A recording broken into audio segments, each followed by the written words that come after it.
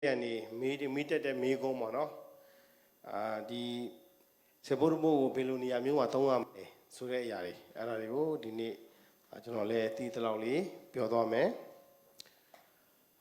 The Manavativano, Yipio Levi Daro. The Seburbo Yipio no, Levi Daro, Atwe, Atompuame. Tolly and Kanji, Sashi Apang, Nasati Nasali, Nasashiko, Patuame, Patuajao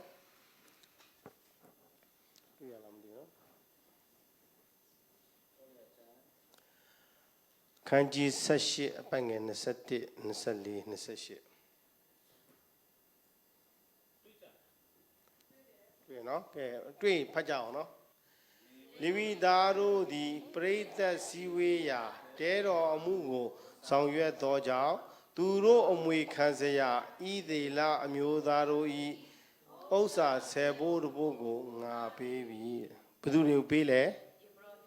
Yebrohe, Ne Badule, Levi, no, Levi Dari, Dodi, Yebro, Ye Levi Daru, the Preta Siwea, Tero Amugo, Sangua Doja, Romwicam, E. E. La Amudaro E. Osa, Sebo baby. A yenonga, no, but the low the legs or not Levi, Pite, no, Ayo. Are yet to yet Tazimio, Tari, no, low there, no, we know, now by my Badurio, you go there, Levi and Mudari. Arunga, Levi, that we met now not so much, 2 years a new mode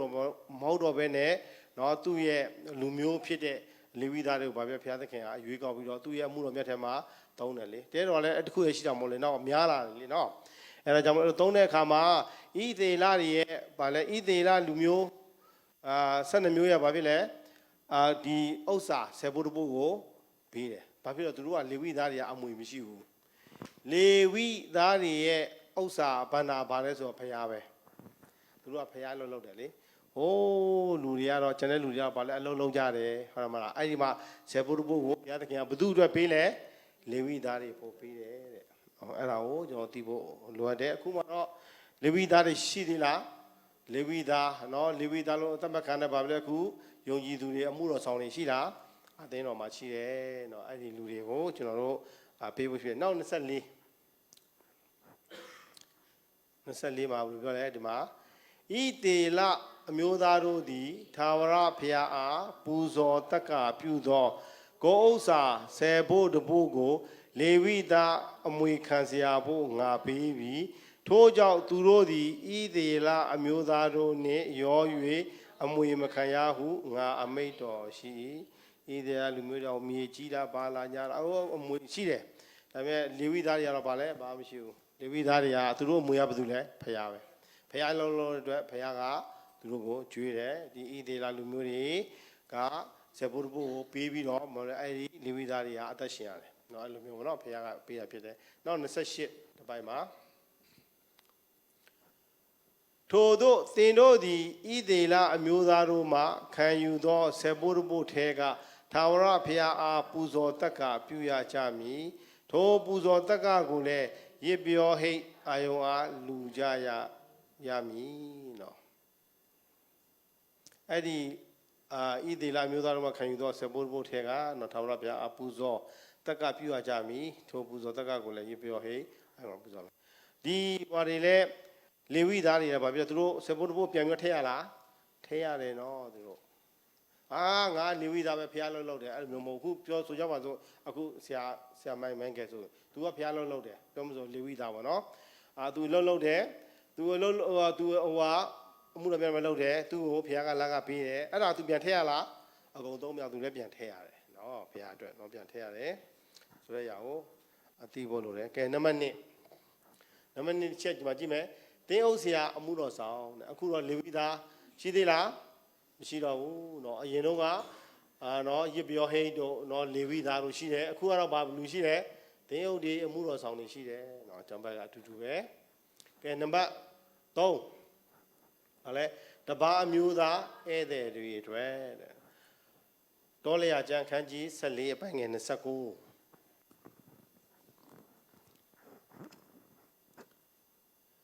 င်တို့နှင့်ရော၍အပိုးမရှိအမွေကိုမခံရသောလေဝိသားသင်တို့နေရာအရက်၌ရှိသောတပါးမျိုးသားမိဘမရှိသောသူငယ်မုတ်ဆိုးမများတို့သည်လာ၍ဝါစွာစားရကြမည်တို့ဖြစ်လျင်သင်တို့ဤဖျားသခင်သာဝရဖျားသည်သင်တို့ပြုလေရာ၌ကောင်းကြီးပေးတော်မူမည်အဲ့ဒါကိုချို့တွေကဘယ်လိုမျိုးလဲမရှင်းနေတော့အေးဒီမှာဆေပုတ်ဖို့ဟိုမိဘမဲ့တွေကိုပေးလို့ရတယ်ဟောနော်ဒီမုတ်ဆိုးမတွေကိုပေးလို့ရတယ်အဲ့လိုမျိုးထင်ကြတယ်လေအဲ့ဒါဘာလဲဆိုတော့ကျွန်တော်တို့ရဲ့ဆေပုတ်ဖို့ရှိတဲ့မြတ်ကိုဘယ်မှာသွင်းခိုင်းလဲအိမ်မှာပဲအခွဲခိုင်းတာလားဘယ်မှာသွင်းခိုင်းလဲခန္ဓာထဲမှာသွင်းခိုင်းတယ်အဲ့ဒီမှာသွင်းခိုင်းပြီးတော့ကျွန်တော်တို့အသင်းသားတွေထဲမှာနော်မုတ်ဆိုးမတွေရှိမယ်နေမကောင်းမချမ်းမာတဲ့သူတွေရှိမယ်မိဘမဲ့ကလေးတွေရှိတယ်အဲ့ဒါတွေဘာပြောကျွန်တော်တို့အဓိကကူညီဖို့လိုအပ်တယ်ကိုယ့်ရဲ့အသင်းတော်ထဲမှာရှိတဲ့အသင်းသူအသင်းသားတွေကိုအဓိကကြီးဖို့လိုအပ်တယ်အခြားအရာမှာလည်းလိုပါတယ်ဒါပေမဲ့ယုံကြည်သူတို့၌ဘုရားသခင်အဲ့လိုပြောတာမယုံကြည်သူတို့၌လို့မပြောဘူးယုံကြည်သူတွေဘာကိုယ့်အသင်းတော်ထဲမှာအဓိကကိုယ့်အသင်းတော်ထဲမှာဘာဖြစ်လဲတိုးတက်ဖို့ကိုပါဝင်တဲ့အသင်းတော်ဟာတိုးတက်သလားအဲ့ဒါကိုကြည့်အချို့တွေကဘာဖြစ်လဲဟာဒီကအသင်းတော်တော့ဘာမှဖြစ်ဘူးသွားလို့ရသေးတယ်တော့ဟိုမြာပြအသင်းတော်အဲ့လိုပေါ့ကိုစားတာဘယ်မှာလဲဒီမှာစားတယ်နော်ဒီအမေရိကန်ဆိုင်မဟုတ်ဟမ်ဘဂါသွားစားပြီးတော့သွားချင်းနေတာဟိုမြန်မြန်သွားချင်းတော့ရမလားဒီကလူကဘယ်လိုလုပ်မလဲနိုင်ဝမ်းခေါ်မှာပေါ့ဟုတ်တယ်မလားဟုတ်နော်အေးအဲ့ဒါလေအဲ့ဒါသိဖို့လိုလေစားတာဒီမှာဟိုသွားချင်းတာဟိုမှာဒီကပြောဘာဖြစ်လို့ဒီကောင်မရှင်းတာလဲဟုတ်မလားဒါကြောင့်မို့ကျွန်တော်တို့အဲ့ဒါသိဖို့လိုတယ်အဲ့ဒါတွေကဘာလဲဆိုတော့ဗိမာန်တော်ဒီဗိမာန်တော်အရင်တော့ရှိတယ်အခုတော့ဘာဖြစ်လဲဒီဘုရားကျောင်းရှိတယ်နော်ဘုရားကျောင်းရှိတယ်အသင်းတော်ရှိတယ်အသင်းတော်ထဲမှာပါဝင်ပြီးတော့ကျွန်တော်တို့အဲ့ဒီမှာအသင်းလူကြီးဖြစ်ဖြစ်အမျိုးသမီးဖြစ်ဆရာဖြစ်ဖြစ်အဲ့ဒါကျွန်တော်တို့အစည်းအဝေးလုပ်ပြီးတော့ဘယ်လိုကူညီကြမလဲအဲ့ဒါခွဲဝေဖို့ဖြစ်တယ်ကိုယ်တိုင်ကဘာဖြစ်လဲခွဲဝေဖို့မဟုတ်ဘူးเนาะအဲ့ဒါကိုသိဖို့လိုတယ်ဟုတ်ပြီနောက်ပြီးတော့မိဘမရှိတဲ့သူငယ်တွေဟိုနေ့တော့ဖတ်သွားပြီเนาะအတူတူပဲယာကုပ်ခန်းကြီး1အပိုင်းငယ်20ကျွန်တော်ကြည့်အောင်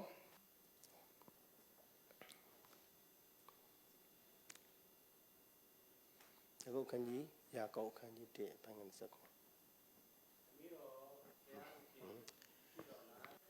စေကြယ်တန့်ရှင်းသောသီလဟုမူကားမိဘမရှိသောသူငယ်တို့နှင့်မုတ်ဆိုးမတို့သည်ဆင်းရဲခံရသောအခါသူတို့ကိုကြည်ရှုပြုစုခြင်းကိုယ်တိုင်လည်းလောကီအညစ်အကြေးနှင့်ကင်းစင်အံ့သောငါစောင့်ရှောက်ခြင်းပေသည်တဲ့နော်မိဘမရှိတဲ့ကလေးတွေပါတနာဖို့ကောင်းတယ်နော်ကူညီရမယ်နော်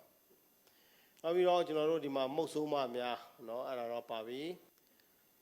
နောက်ပြီးတော့တိဒီကောင်တော့ဖတ်ပြီးဆိုတော့တိခန်းကြီး9အပိုင်းငယ်3ပိုင်းတော့16တော့တော်တော်များတယ်နော်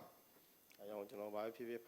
ဖတ်သွားလိုက်မယ်နော်ဖြစ်တိခန်းကြီး9အပိုင်းငယ်3ပိုင်းတော့16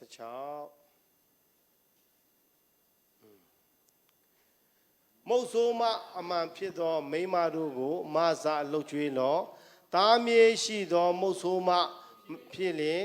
ထိုသားမြေတို့သည်ရှေးဥစွာဖျားဝုတ်ကိုရည်မှတ်လျက်မိအိမ်ကိုပြုစု၍မိဘဘိုးဘွားဤကျေးဇူးဆက်ခြင်းကသင်ကြစေထိုမှုဒီဘုရားသခင်နှစ်သက်တော်မူသောမှုဖြစ်ပြီးကျွန်တော်အဲ့လောက်ပဲရင်ဖောက်မယ်ဒါပေမဲ့မုတ်ဆိုးမဆိုတာကဘာဖြစ်လဲသူ့မှာသားတွေရှိဘာဖြစ်လဲ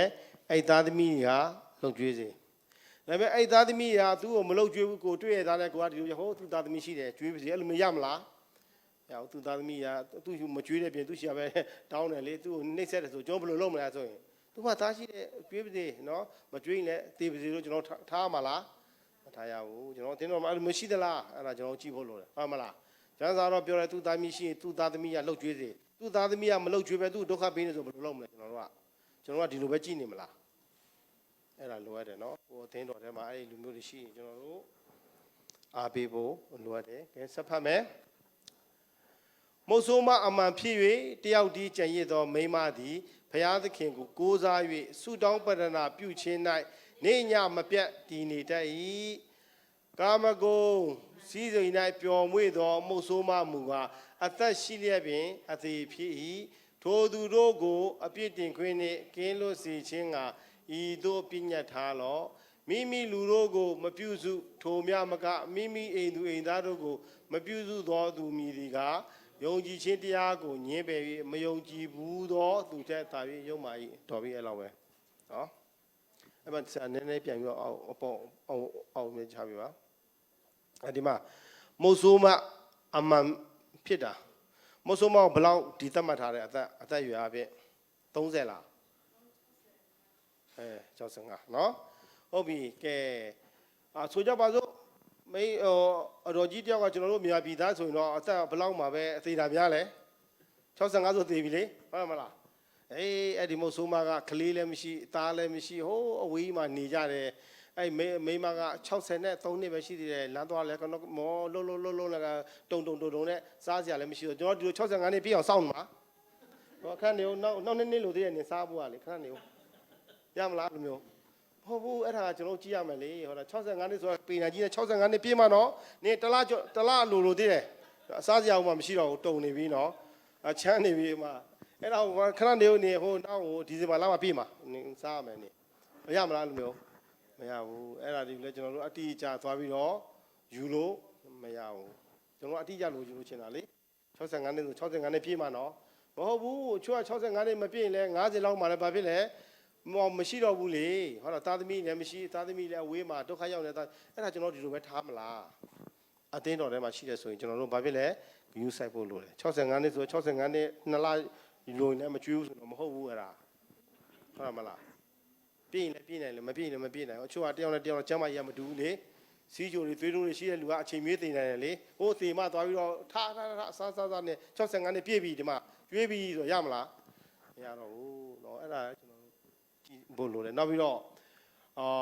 ချုံမုတ်ဆိုးမတွေကငယ်တယ်လေအဲ့ဒီမုတ်ဆိုးမတွေတော့အဓိကဘာဖြစ်လဲကြည့်ဖို့လိုတယ်သူတို့ကဘာဖြစ်ဆိုခဏလေးဆိုဟိုဖြစ်ပြန်ပြီပေါ့เนาะအဲ့လိုမျိုးဖြစ်တတ်တယ်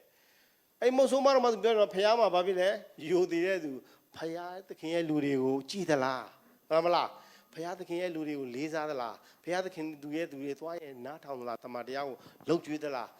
ဆရာဘာမှမရှိနေပါလဲရင်နွေးတယ်ပြီးတော့ဟိုလက်ဖက်ချောင်းမရှိတော့မှရင်နွေးပူလေးတောက်ပါအဲ့လိုမျိုးရောက်အဲ့ဒီလိုမျိုးမဟုတ်ဆိုးမလားမဟုတ်ဆိုးမဖြစ်ပြီးတော့ခါတဲ့တယောက်ပြီးတယောက်ကိုရည်စားလိုက်ထားတဲ့လူဆိုဘယ်လိုလုပ်မလဲလားသွားပြီအဲ့ဒီမဟုတ်ဆိုးမသွားကျွေးပြီးတော့သွားပြီနော်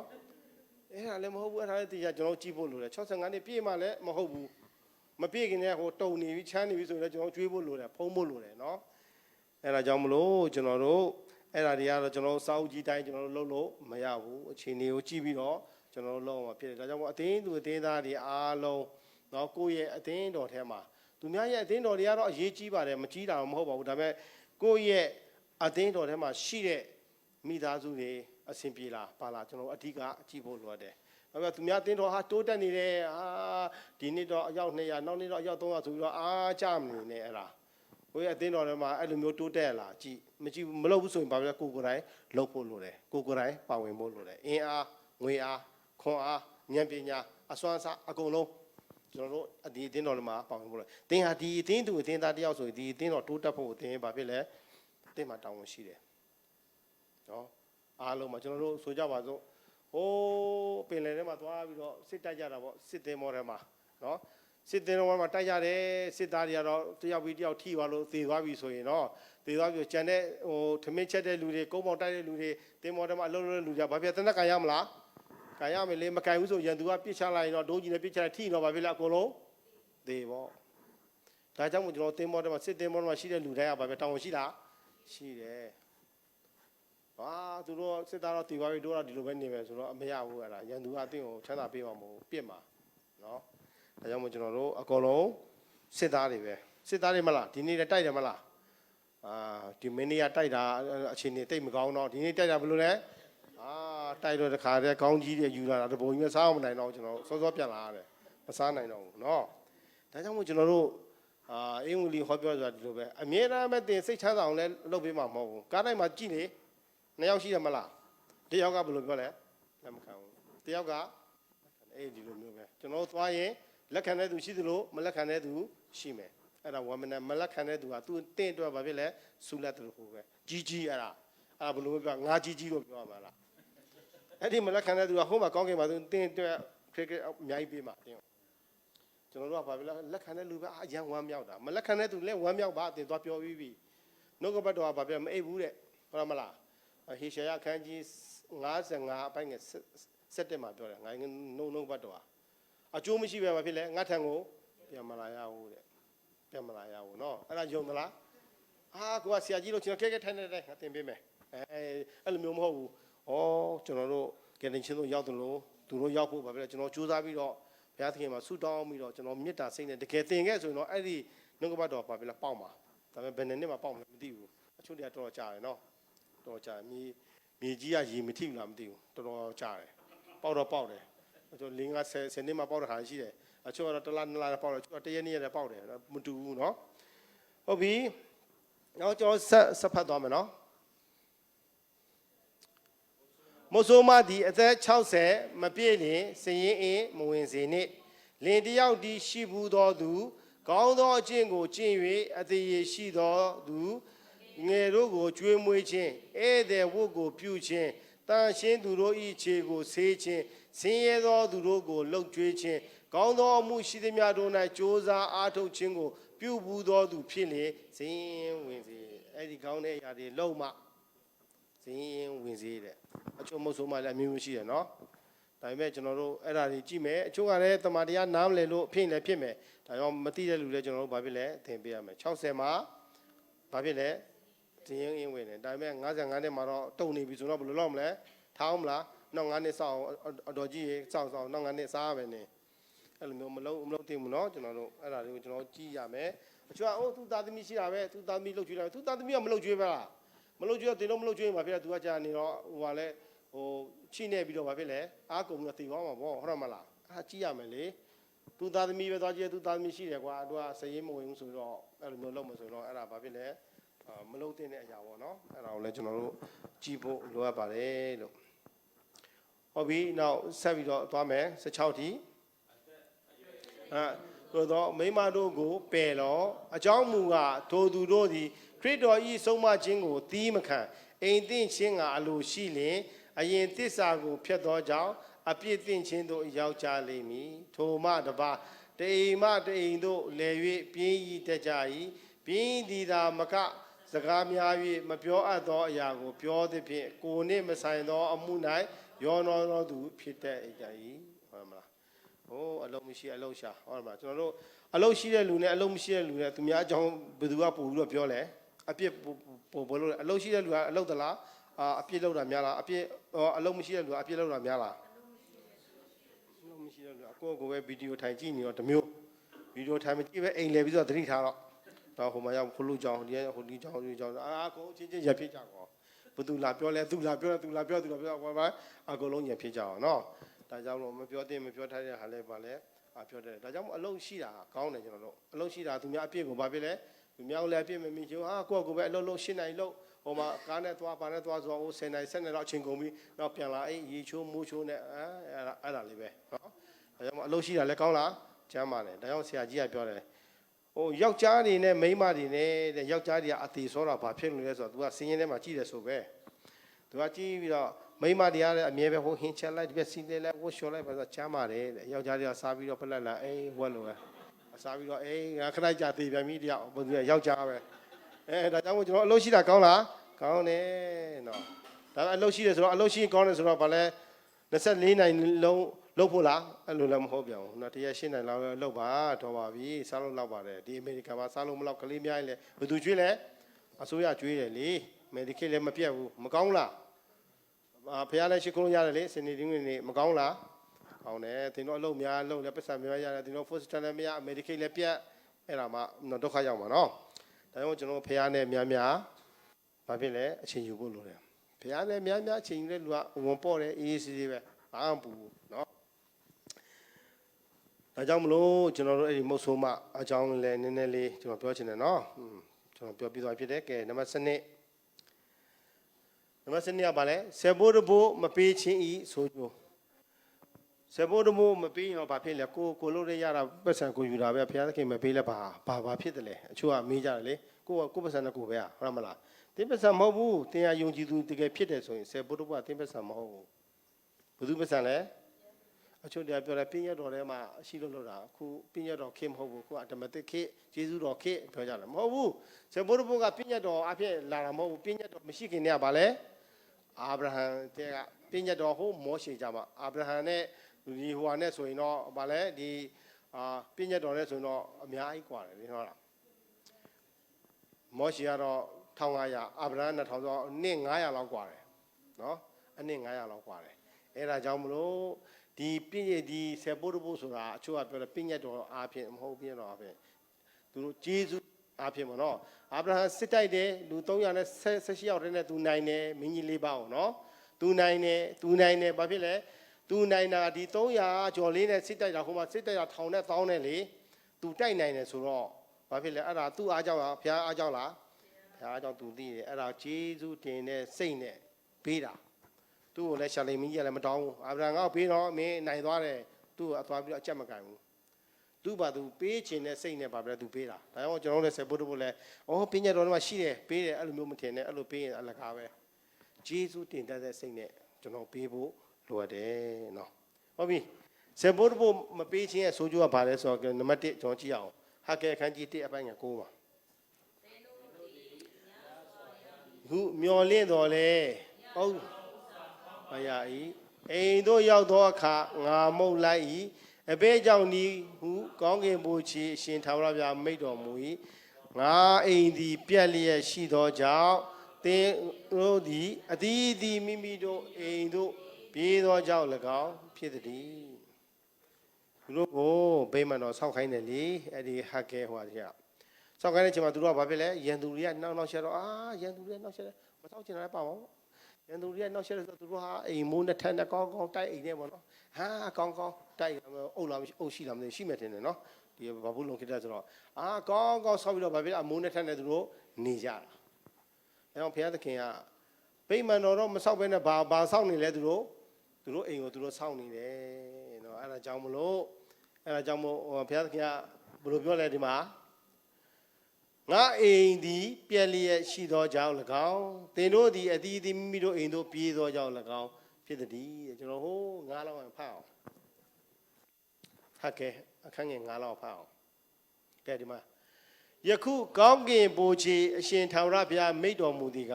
ကိုကျင့်သောအကျင့်တို့ကိုဆင်ခြင်ကြလော့မလုံသောအိမ်၌သို့ထားသင်တို့သည်များစွာသောမျိုးစေ့ကိုကျဲတော်လဲအသီးအနှံနေပါရ၏စားရတော်လဲဝစွာမစားရကြတောင်းရတော်လဲဝစွာမတောင်းရကြအဝတ်ကိုဝတ်ရတော်လဲနွေးစွာမဝတ်ရကြအလုံးဤလုံး၍အခကိုခံရတော်လဲမလုံသောအိမ်၌တူထားကြ၏ကောင်းကင်ဘုရားအရှင်ထာဝရဘုရားမိန့်တော်မူသည်ကကိုယ်အကျင့်ကိုဆင်ခြင်ကြလော့တောင်ပေါ်သို့တက်သွား၍တစ်သားကိုဆောင်ခဲ့ပြီးလျှင်အိမ်တော်ကိုဆောက်ကြလော့ငါသည်လည်းအားရ၍ငါဤဘုံသည်ထင်ရှားလိမ့်မည်ဟုထာဝရဘုရားမိန့်တော်မူ၏ဟုတ်တယ်နော်သူကဘာဆောက်ခိုင်းလဲအိမ်တော်ဆောက်ခိုင်းတယ်အခုကျွန်တော်တို့ကတော့အိမ်တော်ဆောက်ဖို့လိုသေးလားကျွန်တော်တို့ကဘာဆောက်မှာလဲအခုခေတ်ကအိမ်တော်ဆောက်မှာလားဗိမာန်တော်ဆောက်မှာလားဘုရားကျောင်းဆောက်မှာလားဘာဆောက်မှာလဲအခုကျွန်တော်တို့ကစစ်မှန်သောဗိမာန်တော်ဆောက်မှာစစ်မှန်သောဗိမာန်တော်ကဘာလဲဒီကောင်းလားဘာလဲပျောက်ဆုံးတဲ့ဝိညာဉ်တွေကိုအေးဝင်လေးပြောမယ်ပြောင်းလဲလာရင်ဘာဖြစ်လဲကျွန်တော်တို့ဗိမာန်တော်တစ်လုံးပြီးသွားပြီအဲ့ထဲမှာကျွန်တော်တို့ပါဝင်ဖို့ဖြစ်တယ်ကျွန်တော်တို့ကအခုဗိမာန်တော်အတုမဟုတ်ဗိမာန်တော်အစ်စ်ကိုစောင့်နေတဲ့ချိန်အဲ့ထဲမှာသင်ရဲ့ဗန္နာတွေသင်မထည့်ဘူးမလုပ်ဘူးဆိုရင်နော်ဘယ်လိုမျိုးဟောဖြစ်တော့မှာဒါကြောင့်မလို့ကျွန်တော်တို့ဘယ်လောက်လုံးတဲ့ကဲဆက်ဖတ်မယ်ဟို17ကိုင်းတော့ဟို30တော့7ထိပါနော်ဒီမှာဖះကမိုးခေါင်စေးတဲ့ကျွန်တော်တို့တခါကျရင်စဖို့တဖို့ဒီမပေးတဲ့သူတွေများသောအဖြစ်နော်ကျွန်တော်သူတို့မပေးလို့ဒုက္ခရောက်လို့ကျွန်တော်ပြောတာမဟုတ်ဘူးသူတို့ကောင်းစားစေချင်တယ်သူတို့ဖះသခင်ရဲ့ကောင်းကြီးတွေကိုသူတို့မသုံးအဲ့လိုမျိုးမသုံးတော့ကိုဂျိုးအတွက်ပဲသုံးတဲ့အချိန်မှာလေသူတို့စိတ်ဆင်းရဲစားအမျိုးမျိုးကြုံတာဒါကြောင့်ဖះကလည်းဘယ်လိုပြောလဲမလုံတဲ့အိမ်မှာထည့်တယ်ဘယ်လောက်ပဲတင်လို့စံဒီမှာသုံးစားရလို့တင်သွားလို့အဲ့ဒီလူတွေလေချမ်းသာသွားဆိုတော့ကျွန်တော်မတွေ့ဘူးအဲ့ဒီလူတွေရဲ့အဲ့ဒီညီကိုတွေရဲ့တက်တည်ခံကြကျွန်တော်ကြားဘူးတယ်ကျွန်တော်ဒုက္ခရောက်လိုက်တာဆိုရဲကြားဘူးတယ် ဆန်ဒေးမှာကျွန်တော်သွားလို့တာလေသုံးစားရလို့လေကျွန်တော်ချမ်းသာသွားတယ်ဆိုတာမကြောက်ဘူးကျွန်တော်ဒါကြောင့်မလို့ကျွန်တော်တို့လေဖရာသခင်ရဲ့ဥစ္စာကိုဘာဖြစ်လဲဖရာသခင်ကိုပေးဖို့လို့လေကိုယ်ပေးတာကိုပို့တော်ရှိတယ်လေဟုတ်တယ်မလားအဲ့ဒီကသုံးပါဖရာရဲ့ပတ်ဆောင်ဘာဖြစ်လို့ကျွန်တော်တို့ကဓမြတိုက်ရှင်လာနော်ကဲကြည့်အောင်30ခိုင်းတော့ကျွန်တော်တို့စနစ်တိဖတ်မယ်နော်ထို့ကြောင့်တင်တို့အပေါ်မှာမိုးခေါင်တစ်ဖြစ်နင်းမကြရမြေသည်လည်းအသီးနှံကိုမပေးရမြေပေါ်၌၎င်းတောင်ပေါ်၌၎င်းဆန်စပါးချိုသောစပြည့်စီအပေါ်၌၎င်းမြေတက်ကထွက်သမျှအပေါ်၌၎င်းလူတတ္တဝါတိရစ္ဆာန်အပေါင်းတို့၌၎င်းလှုပ်ဆောင်သမျှအပေါ်၌၎င်းတွေ့ချောက်ခြင်းဘေးကိုငါမာလိုက်လေပြီဟုမိန့်တော်မူ၏သူကပြောအဲ့ခေတော့ခက်ခဲခေအခုအခက်ခဲခေမဟုတ်ဘူးအခုအကျေးဇူးတော်ခေအမျိုးမျိုးတင်ပြောနိုင်ပါတယ်တင်စဉ်းစားပါတော့ကျွန်တော်ပြောချင်တာတင်စဉ်းစားပါလို့ကဲနောက်ပြီးတော့ဆက်ပြီးတော့သွားမယ်စနစ်တိကျွန်တော်ဖတ်မယ်ဘာဖြစ်လို့အဲ့ခေတုန်းကဘာဖြစ်လို့ဟိုဖြစ်တာလဲအပင်တွေမဖြစ်တော့တာလဲမိုးခေါင်တယ်လေမိုးခေါင်တာဘယ်သူလုပ်တာလဲသူတို့ဘာသူတို့လုပ်တာဘုရားလုပ်တာလားဘုရားလုပ်တာနော်ကဲကြည့်အောင်ဒီမှာတောအခရှာလသီလာသာယေရုဘေဘေလာနှင့်ယစ်ပြောဟိမင်းယောဇဒတ်သားယောရှုမှစ၍ကြံကျွင်းသောသူအပေါင်းသည်မိမိတို့ဖျားသခင်ထာဝရဘုရား၏အမိန့်တော်ကို၎င်းမိမိတို့ဖျားသခင်ထာဝရဘုရားစေခိုင်းတော်မူသောပရောဖက်ဟက္ကဲစကားကို၎င်းနားထောင်သည်ဖြင့်ထာဝရဘုရားရှိတော်၌ကြောင်းယွန်ကြ၏ဒါကြောင့်မလို့ကျွန်တော်တို့ဥဆောင်တဲ့လူရှိတယ်ပြောပြတယ်ကျွန်တော်တို့နားထောင်ပါဘုရားကိုကြောက်ရွံ့ပါဘုရားပဲဘာမှဂီးဆိုင်ကြမလုံးနဲ့သင်တို့ဘုရားကိုပြစ်ထားလို့ဘုရားကဘာမှမဖြစ်ဘူးနော်ဘုရားကသင်တို့ပြစ်ထားရင်သင်တို့ဘာဖြစ်သွားမလဲအဲ့ဒါကျွန်တော်မပြောဘူးကျွန်တော်ပြောချွတ်ရပြောချိန်နေလို့ပြောအောင်နော်ဒါကြောင့်မလို့ကျွန်တော်မချိန်ဘူးနော်ကျွန်တော်ဒါကြောင့်ကိုယ့်ကိုစဉ်းစားဒါကြောင့်ဘုရားကကျွန်တော်တို့ကောင်းကြီးပေးပြီလေကျွန်တော်တို့အခုဒီလိုမျိုးနေရတဲ့အနေထားကကျွန်တော်တို့စဉ်းစားဘူးလားအဲ့လိုမျိုးငါတင်းနေကြရင်အဲ့လိုမျိုးနေရမယ်ကားတွေကောင်းကောင်းစီးမယ်အိမ်ကြီးကြီးနဲ့နေမယ်အဲ့လိုမျိုးစဉ်းစားဘူးလားကျွန်တော်တို့တစ်ခါမစဉ်းစားဘူးဘလို့ဒီမှာရောက်လာတယ်မသိဘူးအဲ့ဒါဘုရားမဟုတ်မရဘူးကျွန်တော်လည်းကြီးကျယ်ခါတယ်အမေရိကန်ရောက်တာသူတို့အားဖြင့်သူတို့ရောက်တယ်လို့ပဲနော်ဒီမှာဟိုမှာရောက်တော့ဒုက္ခရောက်တော့ဘုရားသခင်မှာဆူတောင်းလိုက်တာဆူတောင်းပဲဒီမှာလဲရောက်တော့နေကမျက်မှအမဲလာပြလာအကုန်လုံးတက်ပြီးတော့တရားမှဟိုဘေးနာလူတော်မတွေ့တော့ဘူးတခါတည်းနော်အဲ့လိုမျိုးဖြစ်သွားတာဘုရားကြောင့်ဆိုပို့ဆိုးအစဉ်ပြေလွန်းလို့လေတရားအစဉ်မပြေရလဲကောင်းတယ်နော်အစဉ်မပြေတာလေဒုက္ခရောက်တယ်ဆိုတာဘုရားနဲ့နီးဖို့အချုပ်ကလေဟိုဘယ်လိုမျိုးပြောမလဲဆိုတော့ဟိုအုံမဲ့တွေအတွက်ပေါ့ကျွန်တော်အုံမဲ့လေကျွန်တော်ပြောဘူးလေနော်ဘာလဲပင်မဲ့ရဲ့အုံမဲ့ရဲ့ကင်မဲ့ရဲ့နော်ပင်မဲ့တော့ကောင်းတာပေါ့ပင်မဲ့တော့သူအချိန်တန်းဘုရားတရားနားထောင်ပြောင်းလဲပြီးတော့အေးစီးဘုရားမှာပါအဲ့ဒါတော့ပင်မဲ့ကျွန်တော်တော့အုံမဲ့ဒုက္ခရောက်မှဘုရားကမဆူတောင်းတယ်မြင်နေမြတ်ကလည်းဆူတောင်းဘုရားမဆာပါအကူကြီးပါဆူတောင်းတဲ့အချိန်မှာဘုရားသခင်ကမဆာကူကြီးတဲ့အချိန်မှာပြောင်းလဲသွားတာအဲ့ဒါပါလဲအုံမဲ့ကင်မဲ့တော့မဟုတ်ဘူးကင်မဲ့တော့ဘယ်ချိန်မှလဲဟိုဘေးရန်ကြီးကာလာကြမှာကာယာနဲ့ဗာခါလဲစာရန်လိုက်ဘသူကလိုက်နေနော်အဲ့ဒီမှာနော်လေပင်ဖြတ်ခံပြီးတော့ဗာဖြစ်လဲအဲ့မှာမဲ့မှာတီးပြီးသူများခြေဆောင်ကျဲပါသွားပြီငါတို့ကြံခဲ့ပြီဒီခေါက်တော့တီးပြီးသူများ6သုံးလုံးနေထိုးမဲ့ဘာထိုးမထိုးဘူးအသေးခံမဲ့ဆိုတော့အဲ့ဒီလူကဗာလဲအသေးခံပြီးတော့သိုးဖြစ်မှာကျေးဇူးတော်သိုးမုံနော်ဘာသိုးလဲဘေးရန်ကြီးကာလာသိုးအဲ့လူကဗာလဲကင်မဲ့နော်မဲ့တော့မှအမဲ့3မျိုးနော်မှတ်ထားနော်ဆရာကြီးပြောပြတာပင်မဲ့ရဲ့အုံမဲ့ရဲ့ကင်မဲ့တော့မလုံးနဲ့နော်အုံမဲ့တော့ဆိုတော်ပြီနော်ပင်မဲ့တော့ကောင်းတာပေါ့ဒါပေမဲ့အခုခေတ်ကပင်မဲ့ကနည်းတယ်နော်အုံမဲ့ကများတယ်ကင်မဲ့ကတော့နည်းမှာပေါ့နော်ဒါကြောင့်မလို့ကျွန်တော်တို့အသိဖို့လိုတယ်နော်နောက်ပြီးတော့ဟက်ကဲအခန်းကြီး1အပိုင်ငယ်6ဟောင်းကြောင်ပြောပါပြီနော်ဘာဖြစ်မလုံတော့အိတ်ထဲမှာထဲထားတယ်တင်တို့ဘယ်လောက်ပဲလှုပ်လို့ပါနော်အချိန်ပိုးလေးတရက်ကိုနော်တရက်ကို7နိုင်ပဲလှုပ်9ရက်ပဲလှုပ်6ရက်ပဲလှုပ်ဆိုင်တူလှုပ်တင်တို့အဲ့ဖျားပေးရတဲ့ခေါင်းကြီးတွေကိုသူတို့ဖျားရဲ့အမှုတော်များတော့မသုံးဘူးဆိုရင်ဗာလဲဒီနေ့ကျရင်မလုံတဲ့အိတ်ထဲမှာပဲထည့်တယ်လို့ပဲဘာဖြစ်လို့မလုံရမှာလဲငါဒီအပတ်မှာ1000ရတယ်လေဟုတ်လားမလား1000ရတယ်ဇဘုဒ္ဓဘုမပေးဘူး1000ထားမယ်4000 တပတ်ဆိုရင်ပါ4000စားစေးနဲ့ပါလဲနှုတ်တစ်လဆိုရင်တော့ဘာဖြစ်လဲ2000ဆို2000ချက်မဲ့စုထားကြည့်တယ်ခဏကြာဟိုဝိုင်းတော့ဖုန်းဆက်တယ်တာကြီးပတ်စပ်ပို့ပါဦးဘာဖြစ်လဲအမေနေမကောင်းဘူးဆေးရုံတက်မယ်ဘာဖြစ်လဲမေကြောက်ကလဲရမယ်လာပြီဟုတ်မလားပို့ရပြန်ပြီခဏကြာတော့ဟောအိမ်ကကားပြတ်သွားပြန်ပြီနော်ဘယ်တော့တော့ပြင်တာဘယ်လောက်ကုန်လဲ9000စီစုထားရတာပဲသွားလဲအကုန်လုံးအိတ်ပေါက်တယ်လေဘုရားသခင်ပြောတယ်လေမလုံတဲ့အိတ်ထဲမှာထားတယ်ဆိုတော့မဟုတ်လားမလုံဘူးကျွန်တော်ထင်တာလုံပြီးဗန်ထဲမှာထဲတာဘယ်သူမှမခိုးနိုင်ဘူးဆိုတော့လေကိုယ့်ရဲ့ဗန်ဖေးနံပါတ်လည်းဘယ်သူမှမသိဘူးလေဗန်ကလည်းကိုယ့်ရဲ့ထဲမှာရှိတော့မပြောက်ဘူးထင်တာမဟုတ်ဘူးဘုရားကလှုပ်တတ်တယ်ခဏလေးကားပြက်လားခဏလေးကားအစီအစဉ်ဖြစ်လားခဏလေးဟိုမှာနေမကောင်းတာလားဒီမှာနေမကောင်းတာလားပြဿနာမျိုးမျိုးတော့ဘာဖြစ်လဲကုန်ပြီးတော့စိတ်ချမ်းသာလားဘုရားဝင်ပေးဦးလေဘုရားဝင်ပြီးတော့ဘလူးပေးရလဲဘေးဘောအခြားလူတွေဟုတ်တယ်မလားစိတ်လည်းမချမ်းသာဒါကြောင့်မို့တင်လို့ကောင်းကြီးမင်္ဂလာခံစားခြင်းနဲ့ဆိုရင်ဘုရားဥစ္စာကိုဘာဖြစ်လဲဘုရားကိုပေးပါမနှမျောနဲ့အခုတင်လို့ဘုရားကိုပေးတာဒီတင်တော့မှာဆိုဆရာမိုက်ကယ်ပေးတာမထင်နဲ့ဆရာမိုက်ကယ်မဟုတ်ဘူးဒီအတင်းတော်မှာလှုပ်တဲ့အရာတွေအများကြီးရှိတယ်ဘုရားကြောင့်ငားရတယ်ရှူရနဲ့ကုန်မယ်စီခါတွေကုန်မယ်ဆရာတွေခေါ်တယ်လက်ကစ်တွေပေးရတယ်နော်အဲ့ဒါနော်အခုကျွန်တော်လာလို့ကျွန်တော်လက်ကစ်ပေးရမှာကျွန်တော်ပြောတာမဟုတ်ဘူးနော်မပေးနဲ့ဘာမှမဖြစ်ဘူးနော်ကျွန်တော်လာစေနာပြောထားလို့နှစ်ရှိလို့ကျွန်တော်လာတာပဲဖြစ်တယ်နော်ဒါကြောင့်မို့ကျွန်တော်ပြောပြတာဟုတ်လားမလားကျွန်တော်ပြောပြတာအဲ့ဒါဒီမှာအကုန်လာရှိတယ်လေကျွန်တော်တို့ဒီလိုမျိုးဒီအသင်းတော်တစ်ခုဒီလိုမျိုးသွားနေတာကကျွန်တော်တို့အလူငွေနဲ့သွားလို့ရမလားထဲတဲ့ယုံကြည်သူကကျွန်တော်သိတယ်ရှိသမျှဆုံး၍တော်လားအဲ့လိုမျိုးထဲတာလေအများကြီးရှိတယ်ပြောတော့ပါရှိသမျှဆုံး၍ဒါပေမဲ့ထဲတာပါလေတော်လားဖျားเจ้าစောလာပြီးတော့အကျွေလဲတာအဲ့ဒါအကျင့်မလုံးနဲ့နော်စနေတကူကလေးဆိုကျွန်တော်မပြောဘူးလူကြီးတွေတပတ်လုံးဖျားတကယ်900 600 900ပေးပြီးတော့ဘာဒေါ်လာ4,000မထည့်နိုင်ဘူးဟိုးပတ်တိုင်ဖွင့်လိုက်ရောအသေးဆုံးကြည့်တာအသေးဆုံးရှာမတွေ့ရေးထဲမှာစိတ်တူသေးတယ်အဲ့လိုမျိုးဒါကြောင့်မို့ဟိုးအိမ်မာတွေကထည့်ဖို့ပြင်ဆင်လာခဲ့အဲ့ဒီ$1လေးနဲ့ကျွန်တော်တို့ဖျားเจ้าငားလို့ရမလား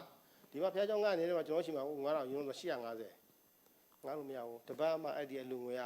150 200ကြောက်ရလား850ဆို4ပတ်ဆိုရအောင်မရသေးဘူးဖျားเจ้าကအဲ့ဒီမှာကားတွေကလည်းကားရှင်နဲ့လောက်ရသေးတယ်ဟုတ်မလားစီလည်းဖြစ်ရသေးတယ်နော်အဲ့ဒီမှာကုန်တဲ့အများကြီးအဲ့ဒါကိုကျွန်တော်အလူငွေနဲ့သွားလို့မရဘူးအဲ့ဒါကိုဘုရားသခင်ကဘာဖြစ်လဲငါသားငါအမှုတော်မြတ်ထမပါဝင်ပါလို့နှိုးဆော်ရင်လည်းဘာဖြစ်လဲငါဟာနဲ့ဖြစ်နေတာဒါကြောင့်တင်တို့စေဖို့ဖို့မပေးရတင်တို့လုပ်ကြည့်တင်တို့စိတ်ပျော်လားစိတ်ပျော်တော့သွားပေါ့နော်ကျွန်တော်ပြောပြတာဒါကြောင့်ဘုရားသခင်ရဲ့ဥစ္စာကိုဘုရားသခင်ပေးရင်ဘာဖြစ်လဲတင်တို့ကောင်းကြီးမင်္ဂလာခံစားရမယ်ဒါကြောင့်မို့မာလခိထဲမှာပြောတယ်လေနောက်မှပေါ်လာလိမ့်မယ်နော်ဆက်သွားအောင်ဆေဘိုးမှာ73မှာဆေဘိုးတဘိုးပေးခြင်းရဲ့ယေရှုများကဲကြည့်အောင်မာလခိအခန်းကြီး3ပတ်ငယ်30မှာ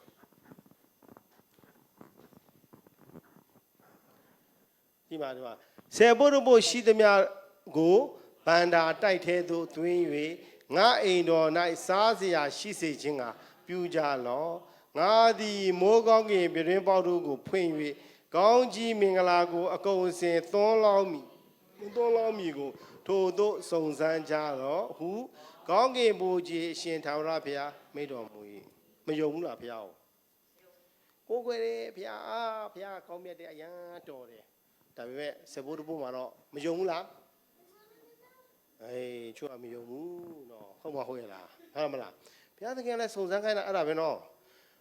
ယေရှုကသူ့ကိုစာတန်ကစုံစမ်းတဲ့ချိန်မှာသူလိုပြောတယ်သင်ရဲ့ဘုရားသခင်ကိုအစုံစမ်းမပြုရဒါပေမဲ့ဒီမှာတော့ဘာဖြစ်လဲစပိုးတပိုးကြတော့စုံစမ်းခိုင်းတယ်စမ်းကြည့်ပါတဲ့ဘာဖြစ်လို့စမ်းကြည့်ခိုင်းဆိုမစမ်းကြည့်တဲ့လူတွေများလို့ဟုတ်မလားမစမ်းကြည့်တဲ့လူတွေများလို့သူကစမ်းကြည့်ခိုင်းတာတော့စမ်းကြည့်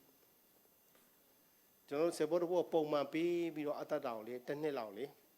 ကျွန်တော်တစ်နှစ်လောက်ကျွန်တော်သူကလည်းစုံစမ်းခိုင်းတယ်ဆိုတော့စုံစမ်းလိုက်ပေါ့တစ်နှစ်လောက်စုံစမ်းလိုက်ဟိုးရင်ကဟိုကလောက်ခဲ့တဲ့အရာတွေမပြီးခဲ့တဲ့အရာတွေကိုထားလိုက်တော့10နှစ်လား15နှစ်လားထားလိုက်တော့ဒီနှစ်မှာ2024မှာဒါမှမဟုတ်2023 6လပိုင်းတော့စပြီးတော့ကျွန်မလုပ်မယ်နောက်နှစ်6လပိုင်းဘာဖြစ်လာမလဲစောင့်ကြည့်လိုက်လုံးကြည့်လိုက်ဘာတွေထူးခြားလာမလဲလို့အသက်တာပါလေ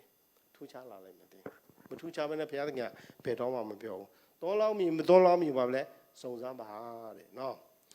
ဒါကြောင့်မကောင်းကြီးမင်္ဂလာခံစားရမယ်စိတ်ပျော်မယ်ဟုတ်တယ်မလားသားသမီးတွေဗာလဲကောင်းကြီးမင်္ဂလာခံစားရမယ်မိဘတွေကကျွန်တော်တွေ့ဘူးတယ်နော်အခုလိုက်လွှင့်နေတယ်လွှင့်လဲလွှင့်မစင်ကျွန်တော်တွေ့ဘူးတယ်ကျွန်တော်ပြောမယ်နော်အဲ့သူသားလေးတယောက်ကကျွန်တော်ကိုလာပြီးတော့ပြောတယ်ဆရာတဲ့ဦးသီးဆိုတာဘာလဲနော်ဆေပိုးတဘုဆိုတာဘယ်လိုမျိုးထည့်ရလဲဆိုတော့ကျွန်တော်လာပြီးတော့သူမေးတယ်သူ့ကျွန်တော်မပြောဘူးနော်အဲ့ဒါ तू ကသိရှင်တာလာမေးတော့အိမ်မှာကျွန်တော်သင်ပေးတယ်3ရက်လောက်ဆေပိုးတဘုဆိုတာဒီလိုဦးသီးဆိုတာဒီလိုမျိုးထည့်ရတာပေါ့နော်အဲ့လိုမျိုးပြောပြတဲ့ခါကျတော့ तू ကဦးသီးရတဲ့ခါကျတော့လာပေးတယ် तू လာကပထမတစ်ပတ်ပေါ့နော်ဘာလို့ဗနေရာမင်း तू ကဟိုမလောက်တာငါ6လောက်ရှိမယ်နော်လာပေးတာလာပေးတဲ့အချိန်မှာကျွန်တော်လည်းမယူဘဲနဲ့ကျွန်တော်လည်းမသိဘူးလေဦးသီးဆိုတော့ဒါဘုရားသခင်ဥစ္စာနောက်မှကျွန်တော်ချမ်းသာတင်တဲ့ခါမှာသိတယ်ဦးသီးဆိုတာဘာလဲပါစတာအတွက်ကျွန်တော်ဦးသီးပေးမယ်ဆိုရင်ကျွန်တော်တို့စာရေးထဲမှာဦးသီးဆိုပြီးတော့ရေးပြီးတော့လူငွေထဲမှာထည့်ပါအဲ့ဒါကိုတင်းတော်လူကြီးတွေပတ်စံရေးလူကအဲ့ဦးသီးကိုတွေ့ရင်ထုတ်ပြီးတော့ဗာပြီလဲပါစတာကိုပေးပါအဲ့ဒါပါစတာအတွက်ဖြစ်တယ်အဲ့ဦးသီးကဆေဘိုးတို့ကသွားရောကြမလို့လူငွေမှာလဲသွားရောကြမလို့အဲ့ဒါကပါစတာအတွက်ဖြစ်တယ်နော်အဲ့ကျွန်တော်လည်းကျွန်တော်မသိတဲ့ခါကျတော့ကျွန်တော်ပေးလိုက်တယ်ပေးလိုက်ပြီးတော့ကျွန်တော်သူ့ကိုတင်ပေးပြီးတော့နောက်ဆေဘိုးတို့လည်းဘယ်လိုထည့်ရင်ကောင်းမလဲဆေဘိုးတို့ကကျွန်တော်ပြောတယ် test မဖြတ်ခင်မှာထည့်ရတယ်နော်အချို့ကရှေ့ရတယ်လေလူပြိုသွား test ဖြတ်လိုက်တဲ့ခါကျတော့ဘယ်လောက်ကျန်လဲ600လောက်ပဲကျန်တယ်လေ60ထည့်အဲ့လိုမျိုးမထည့်ရဘူးမင်းဘယ်လောက်ရလဲ800ဒါပေမဲ့600ပဲပတ်စံရတာပေါ့နော်ဒါပေမဲ့အဲ့800အတွက်ထည့်လို့အဲ့လိုထည့်ရမယ်လို့အဲ့ဒါပြောတော့နောက်ပြီးတော့ထည့်ရင်လဲလို့မင်းဗန်ထဲမှာပတ်စံသုံးပြီးတော့မှမထည့်နဲ့မသုံးခင်မှာဝင်တာနဲ့တခါသွားထုတ်ပြီးတော့မင်းဖယ်ပြီးတော့မင်းထည့်ပါလို့ तू ကလှုပ်တယ်နော်လှုပ်တဲ့အချိန်မှာသူ့အမေစိတ်မပြောတော့ဘူး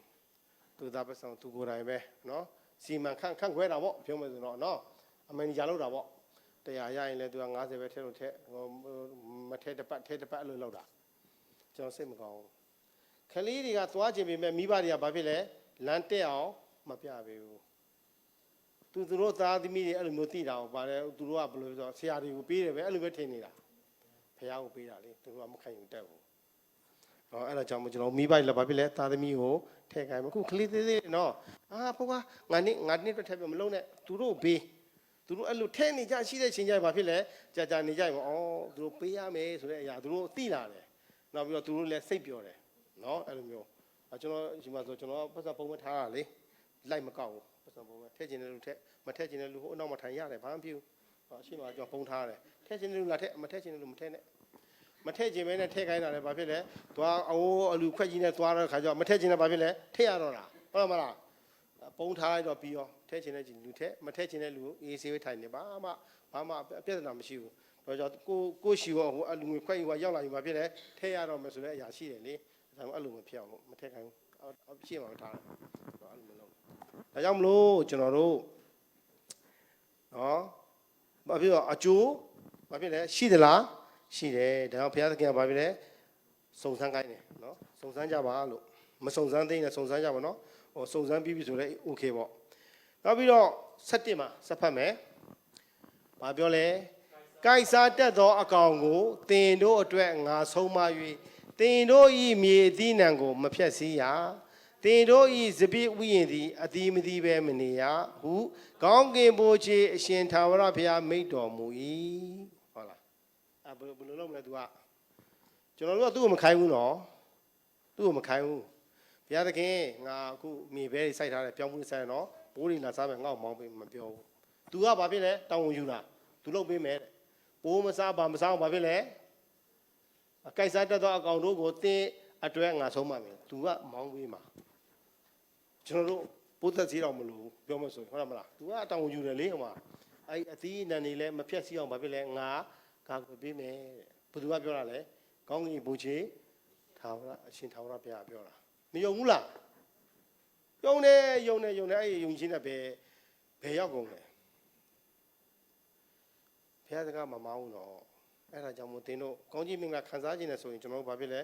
ဲလူတိုင်းတတိရှိကြပါဘုရားစကားဖြစ်တယ်ဒါနော်ဒါကြောင့်မို့မောင်းပေးမယ်ကျွန်တော်တို့မှာကားပြက်ချင်းတွေကားအစည်းအဝေးဖြစ်ချင်းတွေဘာဖြစ်ချင်းတွေညာဖြစ်ချင်းတွေဘာဖြစ်လဲသူကကာဝယ်ပေးမယ်သူကခုပြောတာအသီးနံပေါ့ကျွန်တော်ကအသီးနံမစိုက်ပြကျွန်တော်ဘာလုပ်လဲခုအသီးနံစိုက်ပြီးတော့စားလာလားအလုပ်လုပ်ပြီးတော့စားလာလားကုမ္ပဏီမှာလုပ်ပြီးတော့စားတာ ဒီတထေးလိုပဲနော်ကျွန်တော်ဟိုရင်တော့အေးဒီလားလူရအလုံးလုံးပြီးစားတာဟာစိုက်စားပြီးတော့စားတာသူတို့မှဥယျာဉ်အခုကျွန်တော်တို့ကုမ္ပဏီမှာလောက်အေးဆေးလေးပဲနော်ချို့ဆိုကားပဲလိုက်မောင်းဟာလားချို့ဆိုလမ်းမရှောက်ပြီးတော့ပတ်ပြီးတော့အသားကောင်းလားမကောင်းလားအဲ့ဒါပဲလိုက်လို့ရတာနော်အလောက်ကလည်းအရမ်းပဲတက်တာလည်းလုံနေရှိတယ်မတက်တာလည်းလုံနေရှိပါတယ်ဒါကြောင့်မလို့ကျွန်တော်တို့ဘာဖြစ်လဲမစပြည့်ဥယျာဉ်အသီးမသီးပဲမနေရတင်လှုပ်တဲ့အရာတွေဘာဖြစ်လဲအကောင့်တွေပေါ်လာလိမ့်မယ်အကျိုးရှိလိမ့်မယ်နော်ခု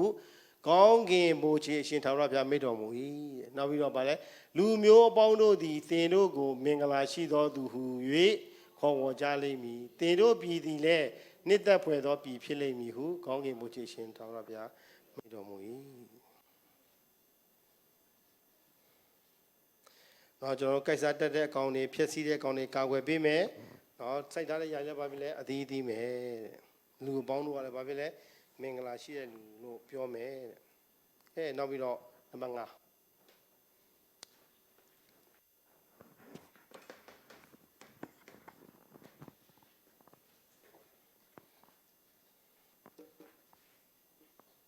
ဟုတ်ပြီဒီမှာနော်ပြုလေရာရာ၌ကောင်းကြီးမင်္ဂလာခံစားမည်ကဲဖတ်ကြရအောင်ကျွန်တော်တို့တရားဟောအကျမ်းခန်းကြီး14အပိုင်းငယ်29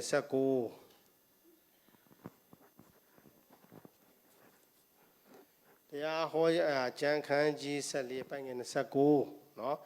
သင်တို့နှင့်ရော၍အဖို့မရှိအမွေကိုမခံရသောလေဝိသားသင်တို့နေရာအရ၌ရှိသောတပါးမျိုးသားမိဘမရှိသောသူငယ်မုတ်ဆိုးမများတို့သည်လာ၍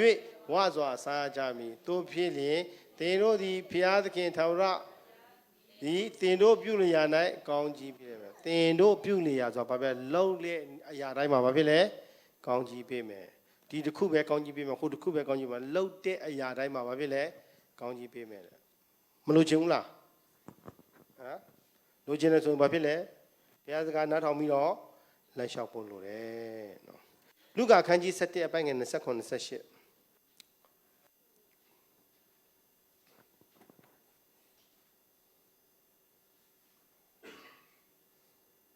မကြည့်အောင်29 28ထိုသို့မိတ်တော်မူစဉ်တွင်မိန်းမတယောက်သည်လူအစုအဝေးထဲကခေါ်၍ကိုယ်တော်ကိုလွယ်သောဝင်းနှင့်စိုးတော်မူသောသားမြတ်သည်မင်္ဂလာရှိပါ၏ဟုလျှောက်လျင်ကိုယ်တော်ကဘုရားသခင်၏နှုတ်ကပတ်တော်ကိုနာ၍ကျင့်ဆောင်သောသူသည်မြတ်စွာသောမင်္ဂလာရှိတဲ့မိတော်မူနည်းနည်းလေးချပေးပါနော်ဟိုနည်းနည်းလေးအောင်မချပေးပါဟုတ်ပြီတို့တို့မိတော်မူစေမိန်းမတယောက်ဒီလူစုရခေါ်ရကိုတော်ကိုလွယ်သောဝမ်းနဲ့စိုးတော်မူသောသားမြတ်သည်မင်္ဂလာရှိတဲ့လာပြီးတော့ပြောတာဒါပေမဲ့ဘုရားသခင်ကဘယ်လိုပြောလဲနှုတ်ကပတ်တော်ကိုကြားပြီးတော့ကျင့်လျှောက်ပြီးတော့လိုက်လျှောက်တဲ့သူကဘာဖြစ်လဲမင်္ဂလာရှိတယ်အခုသင်တို့ကြားတယ်မလုပ်ဘူးဆိုမင်္ဂလာရှိမလားမရှိဘူးနော်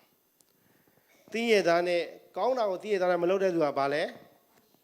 ပြည့်ရှိတယ်ကဲပဲချမ်းပိုက်တယ်ကျွန်တော်ပြောပြပါလေးအပိုင်းငယ်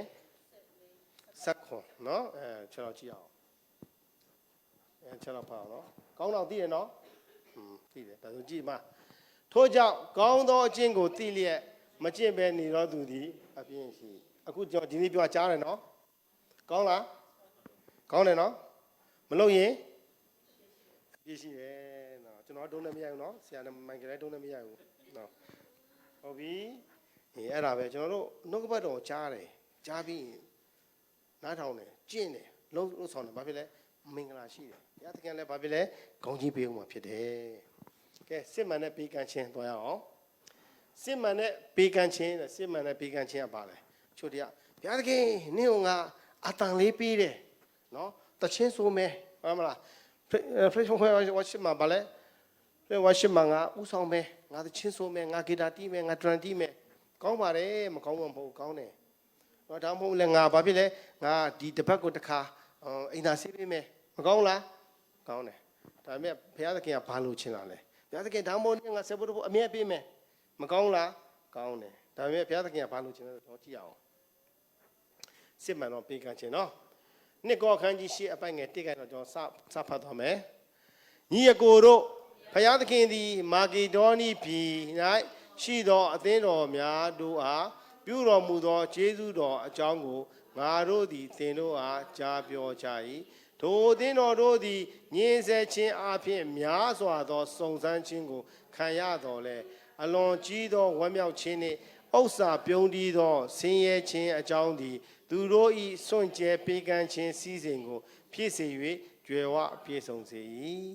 အကြောင်းမူကားသူတို့သည်တတ်နိုင်သမျှထက်မကအလိုအလျောက်စွန့်ကြဲခြင်းသောစေနာစိတ်ရှိကြသည်ဟုငါသည်တတ်သိခံ၏ခဏနေဦးနော်တတ်နိုင်သလောက်ပဲလား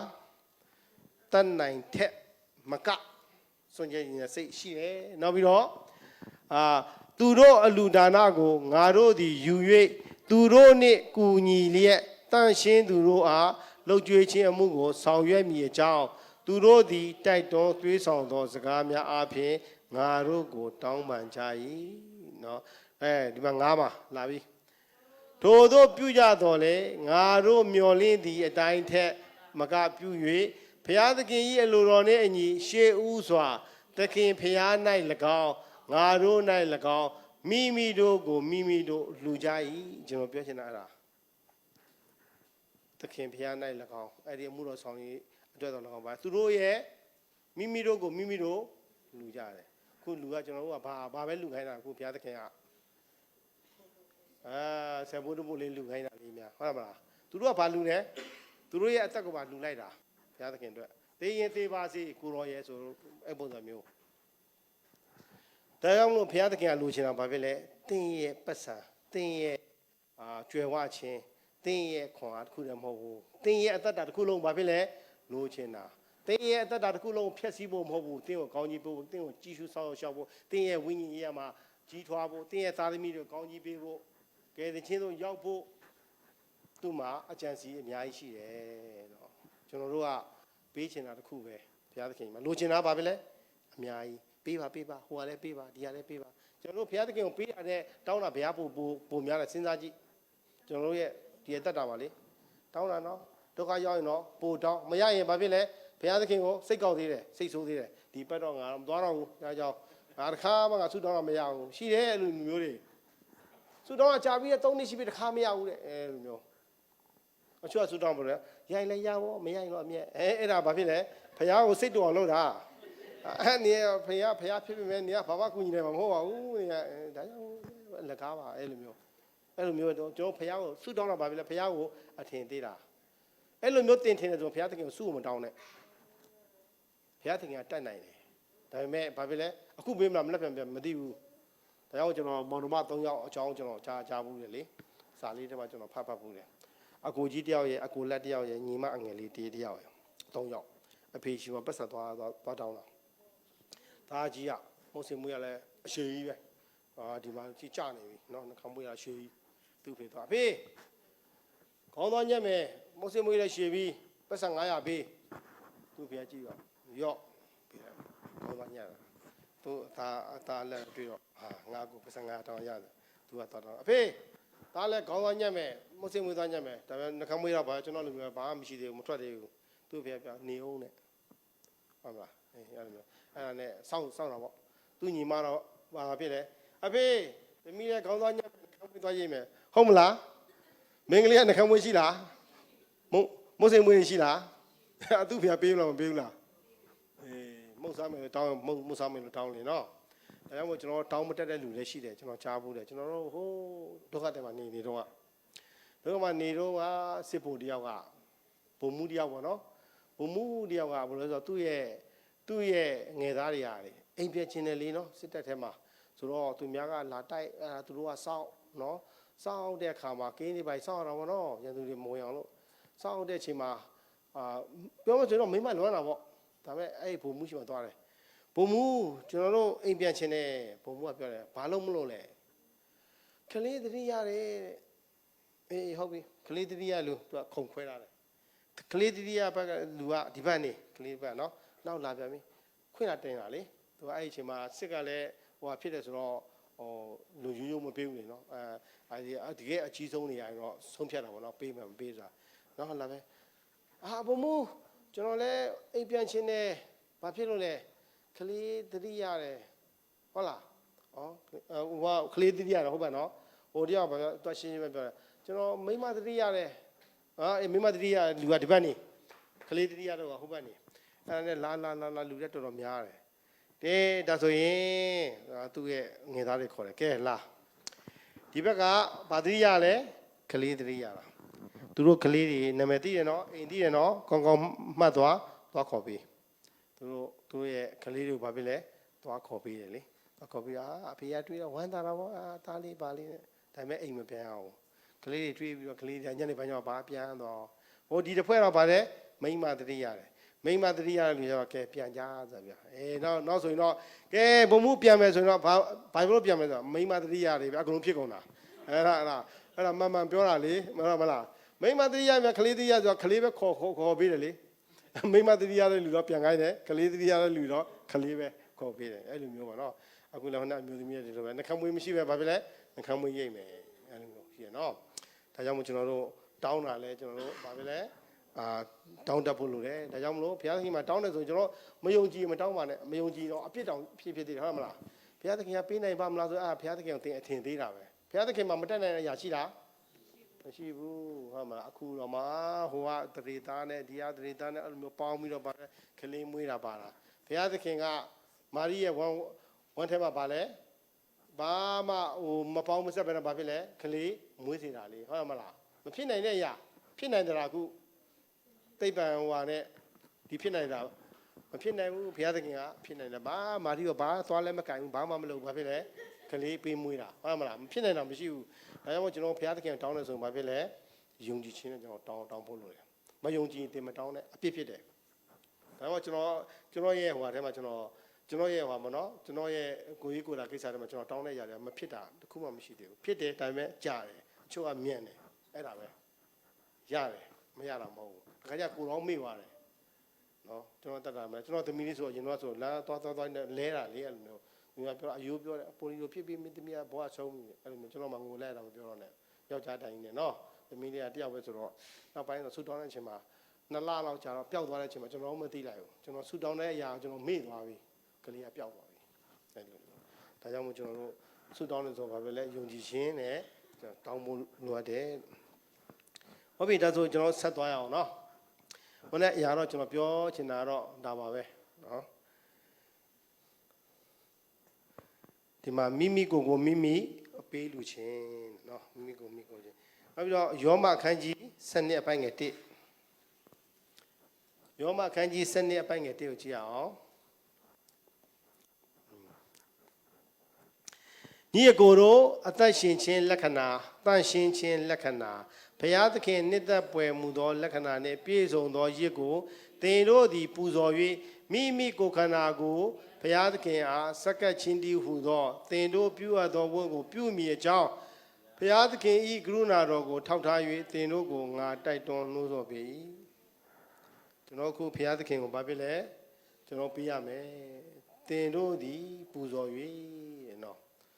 အသက်ရှင်တယ်ကျွန်တော်တို့ဘုရားသခင်ပေးတဲ့ຢာအသက်ရှင်လားအသေးကြီးတွေပေးတာနော်ဘုရားသခင်ကလိုချင်တာဘာဖြစ်လဲအရှင်ဟုတ်မလားကျွန်တော်တို့ရဲ့စိတ်တွေကတော့ဘာဖြစ်လဲအယမ်းရှင်ပြီးတော့ဘုရားသခင်ရှိမှာဘာဖြစ်လဲမသေးဘူးကျွန်တော်တို့ဘုရားသခင်ကပူဇော်တာအဲ့ဒီကောင်ကဘာဖြစ်လဲစင်ပေါ်တင်လိုက်ပြီးတော့ဟိုကျိုးလွတ်ပြီးတော့ဘာဖြစ်လဲထွက်ပြေးမှာမရစ်ပူဇော်ဆိုဘာဖြစ်လဲအကောင်ဘာဖြစ်လဲတတ်ရလားအရှင်ပဲပူဇော်တာလားကျိုးနဲ့တုံးပြီးတော့ဒီလိုပဲတင်တာလားတတ်ပလိုက်တာဒါမှမဟုတ်ကျွန်တော်တို့ဇာတိဘာဖြစ်လဲသေဖို့လိုအပ်တယ်ကျွန်တော်တို့ကလက်ဝါးကတိုင်းမှာသေပြီးတော့ဘလို့ပဲเนาะဒီဂလာတိ2:20နဲ့ဟိုယောမ66ဘလို့ပဲဖတ်တခါမှမသိဘူးဆရာမိုးဆက်ပြောဆိုတင်းချမ်းကောင်းနဲ့ထလာတယ်တဲ့ကျွန်တော်အဲ့လိုမျိုးမသိနိုင်ဘူးငါဒီလက်ဝါးကတိုင်းပေါ်မှာခရစ်တော်နဲ့အတူသေပြီးတော့ပြောမယ်မသိဘူးတဲ့ဆရာမိုးဆက်ပြောတာတခါအဲ့ဒီမသားကြီးထလာတယ်တဲ့အဲ့ဒါဇာတိကိုပြောတာလေเนาะဒါကြောင့်မို့ကျွန်တော်တို့ဘာဖြစ်လဲအသက်ရှင်တဲ့ရစ်ကိုပူဇော်ရမယ်เนาะကျွန်တော်တို့အသက်ရှင်ဆိုခုကလေးကအသက်ရှင်နေဆိုကလေးမွေးပြီးတော့အသက်ရှင်ဆိုဘာတောင်းလဲနို့တောင်းတယ်လေနို့မတိုင်ပဲထိုင်းတော့3-4ရက်ဆိုဘာဖြစ်လဲသေသွားမှာဟုတ်မလားဒါမှမဟုတ်ခုကျွန်တော်တို့လည်းစာတန်ကိုတိုက်ချင်းနဲ့စာတန်ဒီရှုံးရေးထွက်ပြေးချင်းနဲ့အမျိုးမျိုးဆိုတာဟုတ်မလားမထွက်ပြေးဘူးစာတန်ကအတင်းကိုနော်သင်ဘာပဲနှုတ်ကပတ်တော်နဲ့သင်အသက်မရှင်လို့စာတန်တင်းမကြောက်ဘူးနော် ဒါကြောင့်မလို့ကျွန်တော်တို့စာတန်ကိုလည်းမောင်းထုတ်ကြမလို့တင်တို့နှုတ်ကပတ်တော်အတိုင်းလိုက်လျှောက်ရင်ဘယ်လိုဖြစ်မလဲစာတန်ကအလိုလိုထွက်ပြေးမှာ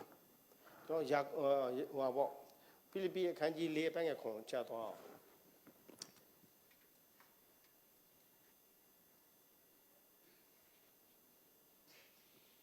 ဖိလိပ္ပိအခန်းကြီး၄အပိုင်းငယ်ခွန်နဲ့ကြည့်အောင်တို့ပြုလင်sorry ယာကုပ်ဖြစ်မယ်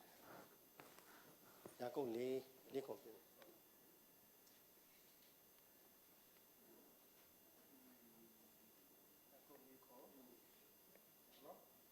ထို့ကြောင့်